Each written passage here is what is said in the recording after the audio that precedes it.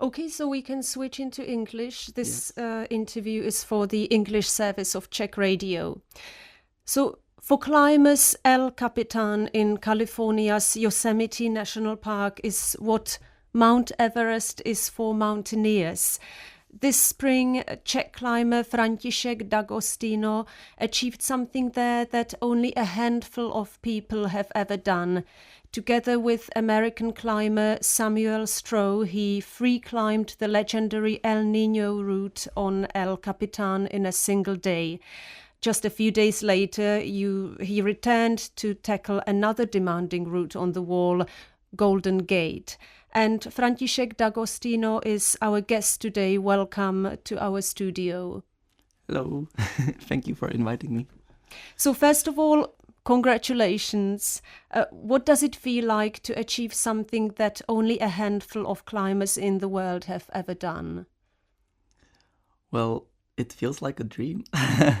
I obviously had the ambition and some kind of plan coming into Yosemite Valley, but I feel like I didn't have very high expectations and I came pretty open-minded, and the result was just over the top for me. And so there is a big difference between knowing that you can theoretically do something and then actually doing it and standing on the top of the mountain and being like, wow, we did it. So returning from ascents such is always a little bit surreal. It just feels like it happened in a different realm. And being in this like elite group of climbers, basically my idols and people I look up to, is amazing. For listeners who may never have heard of El Capitan, what makes it such a special place in the climbing world? I feel like the wall is it's the most iconic big wall in the world. And it's mostly because of the location. It's just in the California. It's in the middle of civilization. You can just literally drive your car and look up. And I feel like that's what makes it special. And there is something about the shape of the wall that just makes it look spectacular. Like there are different walls that are equally big, but this one just like seems really big when you look up.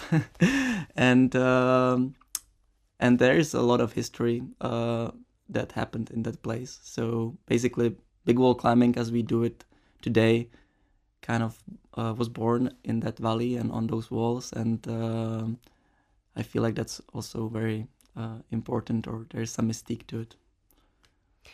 You chose a route called El Niño. What makes that route special?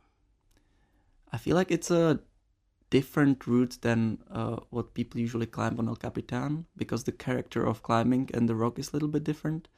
There are not many cracks, which Yosemite is maybe also famous for. It's more wall climbing, and the rock is more like black diorite instead of this golden granite, and it's also quite overhanging. So yeah, different character. And it is historically pretty special route too. It was only the third route free climbed on the wall on El Capitan. And the free climb is basically a variation of North America wall, which is also a legendary route from 1964. So yeah, it has a lot of history in it, and that's what makes it special, I guess. And when you stood at the bottom of El Capitan looking up on that route, what was going through your mind? I think I was just excited. I was excited to touch the rock and climb up. That's what it makes me feel. And yeah, we just had a lot of fun doing it. Just excited, or did you feel any Yeah. fear, perhaps? Not really, honestly, this time. I think I was just excited because I already, it was very different than the first time I was in Yosemite, which was 2022. And that was like, I was 21 years old. It was my first big wall experience, very big trip for me. And I felt intimidated for sure. But this time I came there with like so much more experience. I had a really good partner, which also I think made me feel good. I like felt we are ready and we know what we are doing. So yeah, I feel like it was mostly being excited.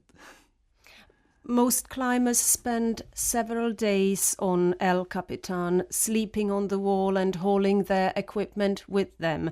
You chose to try one of its hardest routes in a single day. Why? Yeah, that's the style that I wanted to try. I've never really tried it before in such extent. And basically, spending multiple days on a big wall is so much work. It's very demanding because you need to just haul up so much stuff that you need to survive. And when you're climbing in a day, you only need like jacket, a little bit of food, and a little bit of water. So you are just much more light, and it's much more about climbing, and there is this sense of freedom in it. So I think that's what attracted me to it, and it was exactly like that. It just feels so freeing to be able to climb fast and efficiently and quickly through this wall. And yeah, if you have some sort of climbing level to do that, it's definitely a better style than spending more days. So what was the toughest moment in those 18 hours? I feel like the toughest was the period of time between like 3 a.m. and 5 a.m. when it's like the darkest and coldest night, and I was just most tired, and you already are climbing for many hours, so it's kind of like energy low point. But otherwise, we were just cruising. We felt really good because really well prepared. We knew the route, and everything kind of went smooth. You said you only brought a jacket, some food and water. Was that really all? I read somewhere that you also needed painkillers. Yeah. I feel like some sort of supplements are crucial to such feat, and so that means energy bars, or that means like just a lot of bars, electrolytes in the water, then magnesium pills to reduce the cramps, and then we also got the painkillers because you are climbing for many hours in very small shoes, and you are standing on small footholds, and that hurts. So and the pain kind of takes energy out of you. So the painkillers are mostly to like save your energy, I would say, and it definitely keeps you kind of going. And caffeine pills are also very crucial. So it comes in waves with the energy, and when you are low, we just like took some caffeine pill, took some magnesium, and took some painkillers, and moved on. Yeah. You said you were well prepared. How do you actually prepare for a challenge like this? How do you train? What does the training look like? So I feel like for a challenge like this, it kind of comes down to all the climbing I've done in my life. I didn't train very specifically. I was just trying to be in as good as a physical shape I could before. But I wasn't like trying to simulate climbing 28 pitches in a day or something, because that only makes you tired. So I feel like I was training my strength mostly, and then it kind of transformed into this big endurance, and it worked pretty well. And then we decided to use this style where we rehearsed all the pitches beforehand before trying it in one push. So we spent like 6 days total on the wall before. Not all at once, but we were always like coming up and down, and then we rappelled from the top down actually one day, and also tried the top section. And once we knew all the pitches and all the climbing and memorized all the moves, we knew we were ready and tried it from the ground. Can you perhaps explain what are pitches? Yeah, so the wall has like 800 meters, and it's divided into pitches. Basically, the pitch is defined by the rope length, which has usually 60 or 70 meters. So the pitch is up to 60 meters. So it's like a section. It's a section, and you climb these sections separately. And free climbing basically is climbing these sections without a fall. Then you come to an anchor, which is like a belay station, and you can rest there. Your partner comes up, and then one of them continues, and that's free climbing. What about your partner? How long have you known each other? So we met in 2022, actually in Yosemite when I was there last time, and since then we had some contact. We met like twice in Europe on other climbing locations, and we sort of just knew about each other. I feel like the world of hard big wall free climbing is pretty small, and at some point before this trip, we both kind of wrote each other searching for partners, and it seemed like a perfect match. But we actually haven't climbed together beforehand, so it was our first climbing together, and it went just amazing. We had the most amazing partnership, and I feel like that was a very big part of the success.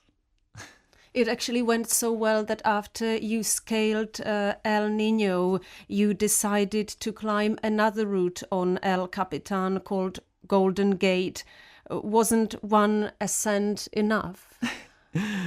Yeah, we were just motivated for another because it just went so well. We just stopped out and felt like not even like super tired or crushed. We were obviously tired, but we were like, yeah, we did it. And we think we can do it again. So we just kind of immediately switched to another objective. And it was a great mindset because we already had one success in the pocket, and so the pressure is off kind of. And we were just excited for more climbing. So El Niño kind of made sense, and it made sense to do it ground up, which means we didn't have those 6 preparing days. So we Samuel climbed it like 5 years ago with other partner, with the sleeping on the wall and in that style. But I didn't, so for me it was really like I never rehearsed any of the pitches except the first like half of the route. The easier half is shared with freerider route, which I did in 2022, so it was not completely new. But the hard part of the route, the upper half of the wall, was new for me, which made it much more adventurous and exciting as well, and harder as well, because the route is actually easier than El Niño, but when you do it in this style, it's a very big difference. And I feel like these athletic feats are kind of on the same level in the end for me because of the difference of the style. But if I understand it correctly, this second route is longer, isn't it? It's much longer, yeah. So it took you 26 hours, if I'm not mistaken? Yes, which was crazy. And so it took more time because, we always, all the crux pitches, which are the hardest sections of the wall, we needed to kind of climb through first, rehearse them, figure out how to climb them, and then give a try. And so it takes more time, and we were the first party up that route that season, so there was nothing to help us kind of. So that obviously took more time, and we would the goal was to do it within 24 hours, but we got stuck on the very last hard pitch, which was like, I don't know, 120 meters below the top.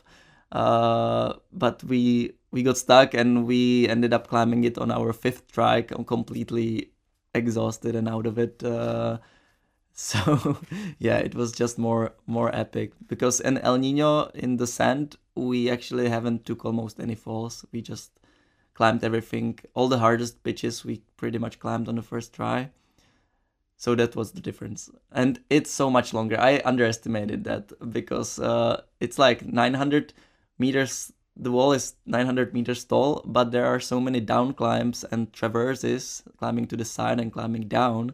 So that makes it's almost 1,200 meters of climbing in the end. So it's very long. Was there a moment during that second climb when you thought that you might actually not make it?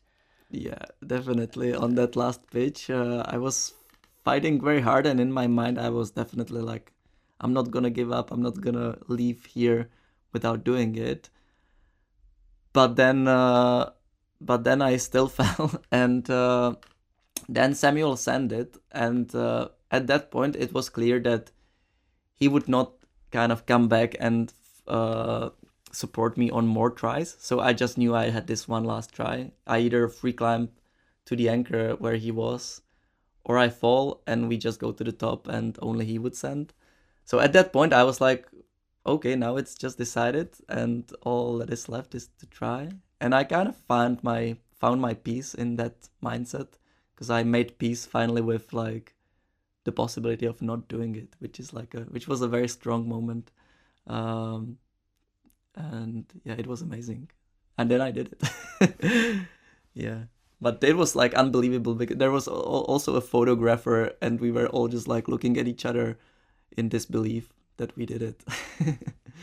Yeah. So I understand I asked about training, but it's not only about physical training, it's very much also about your mindset and about being strong in your mind. Yeah, very much. I would say climbing generally is a lot about the head game, but climbing big walls is even more so. I would say more than 50%. So you are kind of like exceeding your physical limits and just trying to overcome everything, and the mindset is crucial in that. I feel like the body, from my experience, the body doesn't really have a limit until your mind is still kind of like focused and motivated. So if you want it hard enough, the body can do incredible things. So I guess maybe that's what I'm good at. I'm not that strong of a climber, but I want it very much. I know you have recently become a father. You are also a student at the University of Applied Arts here in Prague. How do climbing, family life, and art fit together? I would say hardly. I would say I'm just living multiple lives at once, and sometimes or maybe all the time, it's very chaotic, and I'm always late or something. But it's at the same time very beautiful, and I enjoy it. But I don't know how I do it. I'm just dealing with consequences of my actions, I guess.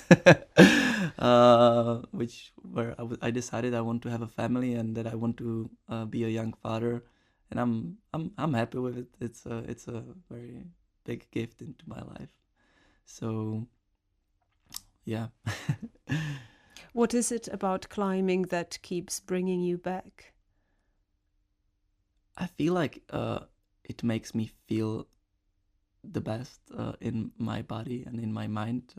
It's just the most effortless state of being for me. I don't need to, when I'm climbing, I kind of switch off everything and I don't need to think about anything else. It kind of brings me into this present moment, and that's very strong. That's what I'm addicted to, I would say, because yeah, it's just very pure and elusive also. So you need to keep chasing it. So that's what makes me climb. What do those recent achievements mean for your future? Would you like to do climbing professionally? Yeah, definitely. I definitely hope so, that this gives me a good position to become a professional climber, which, since I'm climbing all the time, would make sense, because I'm not planning to stop doing that, either being a professional climber or not.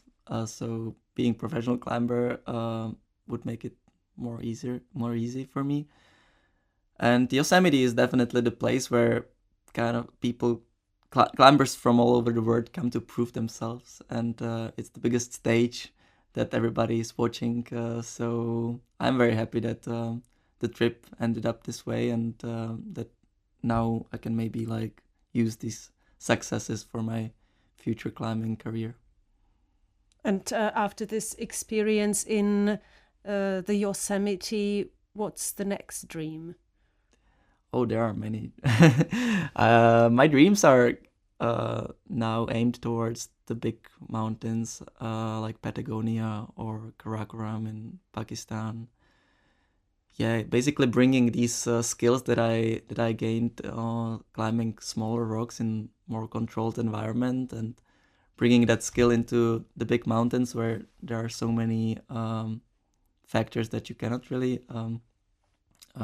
influence seems thrilling to me. So I would say that there is my future in climbing and my ambition. František D'Agostino, thank you very much for coming. Thank you very much for having me.